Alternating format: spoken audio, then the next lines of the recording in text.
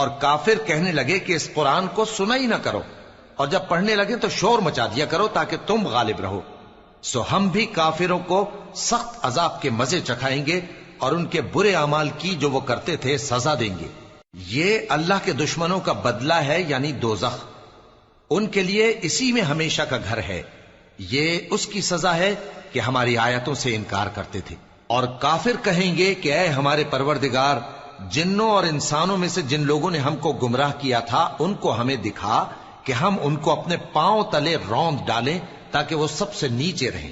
جن لوگوں نے کہا کہ ہمارا پروردگار اللہ ہے، پھر وہ اس پر قائم رہے، ان پر فرشتے اتریں گے اور کہیں گے کہ نہ خوف کرو اور نہ غمناک ہو، اور بہشت کی جس کا تم سے وعدہ کیا جاتا ہے خوشی مناؤ۔ ہم دنیا کی زندگی میں بھی تمہارے دوست تھے اور آخرت میں بھی تمہارے رفیق ہیں، اور وہاں جس نعمت کو تمہارا جی چاہے گا تم کو ملے گی، اور جو چیز طلب کرو گے تمہارے لیے موجود ہوگی۔ یہ بخشنے والے مہربان کی طرف سے